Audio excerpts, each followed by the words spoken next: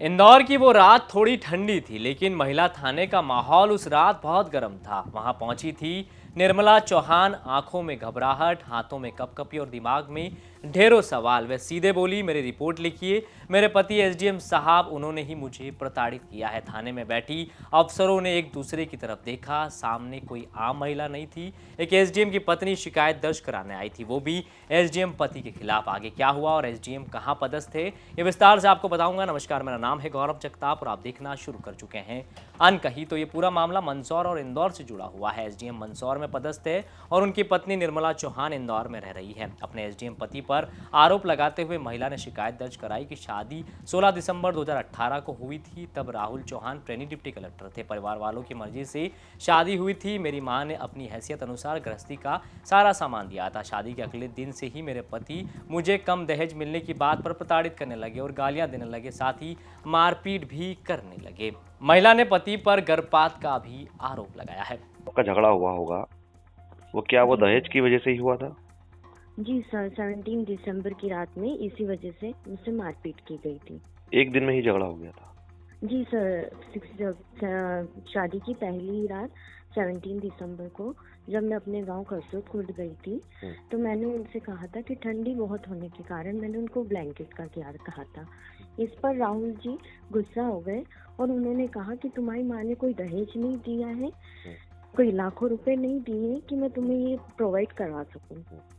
तुमने मुझसे पहली ही रात मेरे साथ मारपीट की गई कि राहुल जी ने मुझसे ऑनलाइन मुलाकात की थी। फिर उन्होंने मुझे शादी को, वो मुझे पसंद करते थे, तो हम दोनों ने एक दूसरे के फैमिली वाले को बताया और उसके बाद दोनों पक्षों की सहमति से अरेंज मैरिज की गई थी।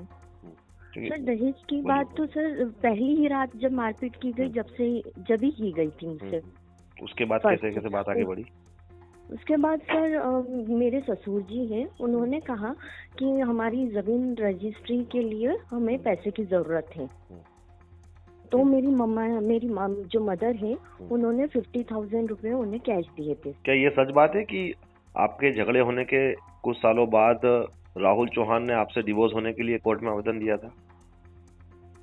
नहीं सर, ये गलत बात है। उन्होंने डाइवोर्स जो है वो 17 जुलाई 2022 में डाइवोर्स दिया और वो मेरे सरदारपुर रहते हुए ही दिया, जब मैं सरदारपुर में ही थी और ये घर छोड़कर कहीं और किसी और गवर्नमेंट सेक्टर में क्वार्टर्स में रहने चले गए थे। तो मैं वहीं रह रही थी और ये इन्होंने मुझे वहीं पर रहते हुए मुझसे छोटी छोटी बातों पे झगड़ा करते थे। खाना बना हुआ फेंक देते थे। अगर मैं उनसे कहती थी आप आपका टिफिन लेके चले जाओ, मुझे सर एक्चुअली वो सैटरडे संडे 3-4 दिन बिना कुछ बताए चले जाते थे।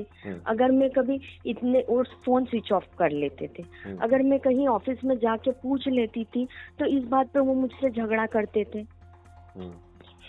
एक बयान में अभी उन्होंने कहा है कि अगर उनको दहेज चाहिए होता तो वो किसी पैसे वाले घर में शादी करते। उन्होंने बताया कि आपका परिवार बहुत गरीब था।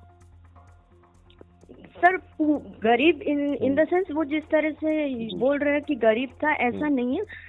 मेरी मम्मा शासकीय नौकरी में है जी। और मेरे 3 मामा हैं, 2 प्राइवेट सेक्टर में हैं और एक गवर्नमेंट में, फॉरेस्ट में। तो सर जो उनका कहना है कि पहले तो ये मैंने अपने आवेदन में भी ये बात कही है कि राहुल जी जब वो उस समय जहाँ उनकी ट्रेनिंग पीरियड था, जब उन्होंने मुझसे शादी की सर, बोलिए। तो वो इनिशियल पीरियड में थी, तो उनकी कंडीशन ठीक नहीं थी घर की। ओके। ये अब एसडीएम तो वो अब बने। पत्नी द्वारा लगाए गंभीर आरोपों पर एमपी तक ने एसडीएम से भी बात करने की कोशिश की, तो उन्होंने आरोपों को खारिज करते हुए बताया कि डेंगू में गंभीर हालत में वेंटिलेटर पर थी पत्नी और दवाई गोली की वजह से गर्भपात हुआ था। एसडीएम का कहना है कि दहेज चाहिए होता तो मैं किसी बड़े घराने में शादी करता। अधिकारी होने के चलते मुझसे शादी की गई। केस चल रहा है डिवोर्स का, माननीय न्यायालय में विचाराधीन है। इनके द्वारा मेरे तो ऊपर ये भी लगाया हुआ है घरेलू हिंसा, वो भी चल रहा। मेंटेनेंस भी 15,000 जो कोर्ट डिसाइड है वो मेंटेनेंस भी चल रहा था इनका। आप दे रहे हैं? हाँ, मैं 15,000 दे रहा हूँ। उसके बाद भी इन्होंने जो है पुलिस पे प्रेशर बनवा के कि मैं आत्महत्या कर लूंगी, ये कर लूंगी, वो चीजें करके इन्होंने, मैं इस पद पे हूँ इसलिए जो वो उन्होंने ये बनाया। मैं तो सेपरेट रहा हूँ, 3.5 साल हो गए मुझे तो अलग रहते। आपको ये लगता है कि पुलिस के ऊपर इन्होंने दबाव बनाया मामला दर्ज करवाने के लिए? 100% मैं कर लूंगी। वो एसडीएम है, तो उस कारण आप जो है उस पर कार्रवाई नहीं कर रहे हो, उसको बचा रहे हो। बल्कि मेरा केस जो है आज 3.5 साल हो गए, मैं सेपरेट हूँ। 3.5 साल से मेरा केस फैमिली कोर्ट इंदौर में चल रहा है। इसे हूँ मैं, जी जी। वो एसी वर्ग से है। एससी वर्ग से, ओके। एसी है। हमारी शादी हुई। अगर मुझे भाई साहब दहेज ही लेना होता तो मैं ऐसे घर से शादी करता जहाँ पर पैसे वाले हो। मेरे पास तो कहीं वो रिश्ते है ना भाई साहब। मैं तो नौकरी में आ गया था, एक डिप्टी कलेक्टर सम्मानजनक पद तो है। फिर भी मैंने ऐसे, मेरी कोई मंशा नहीं थी। दहेज फैज ये सब जो मेरे ऊपर इलिगेशंस लगाए, इन्होंने आरोप लगाए, सब निराधार। मैं भाई साहब इससे प्रताड़ित हुआ। खरगोन में उन्होंने क्यों नहीं लगाया डिवोर्स, बताइए मुझे। और तो अगर 3.5 मुझे साल पहले जो केस लगाया वो किसकी तरफ से लगा था? इन्हीं की तरफ से लगा था? 3.5 साल पहले कहाँ पे भाई साहब? आप जो बता रहे हैं ना 3.5 साल से आपका जो कोर्ट केस चल रहा है, कोर्ट मैंने लगाया ना भाई साहब। डिवोर्स केस जो है 3.5 साल के जब जो चला है, मैंने इससे प्रताड़ित होके मैंने डिवोर्स लगाया। उसके बाद इन्होंने शिकवा शुरू की मेरे खिलाफ। यानी कोर्ट में और डिवोर्स। घरेलू ठीक है, वो उनको ऐसा लगा है कि मैंने उनके साथ ऐसा किया है, तो जो भी है प्रूफ है वो कोर्ट में पेश करेंगे। इधर एसडीएम की पत्नी निर्मला चौहान ने पलासिया थाने में एसडीएम के खिलाफ दहेज प्रताड़ना का केस दर्ज करवाया है, जिस पर इंदौर क्राइम एडिशनल डीसीपी ने जांच की बात कही है। निर्मला चौहान जो कि जिनकी शादी 2018 में राहुल चौहान से हुई थी, और उनके द्वारा ये बताया गया, जो कि इसलिए की रहने वाली है, कि उनके साथ शादी के बाद, उसके 2018 में शादी हुई थी, शादी के बाद से ही उनको दहेज के लिए शारीरिक मानसिक रूप से प्रताड़ित किया जाने लगा था उसके पति के द्वारा।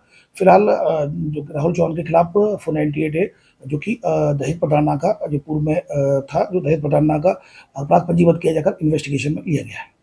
ये कौन है? ये वर्तमान में एसडीएम गरौट मंदसौर खिड़े पर पदस्थ है। तो एक तरफ पत्नी का आरोप दहेज, मारपीट और गर्भपात तक की प्रताड़ना, और दूसरी तरफ पति जो एसडीएम भी है वो खुद को पीड़ित बताते हुए कह रहे हैं कि साजिश के तहत उन्हें फंसाया जा रहा है। सच अदालत में सामने आएगा। फिलहाल दोनों की कहानी बिल्कुल उलट है। दोनों के आरोप एक दूसरे पर भारी, और कि दोनों में सच कौन बोल रहा, आगे क्या निकल कर आता है, ये तथ्य सबूत और कानूनी प्रक्रिया ही तय करेगी। सच कौन बोल रहा है, एसडीएम या उनकी पत्नी, इस पर अंतिम मुहर लगना भी बाकी है। मंदसौर से आप तक की खबर पहुंचाई है अजय बड़ोलिया ने। क्राइम से जुड़ी तमाम खबरों के लिए आप देखते रहें एमपी तक।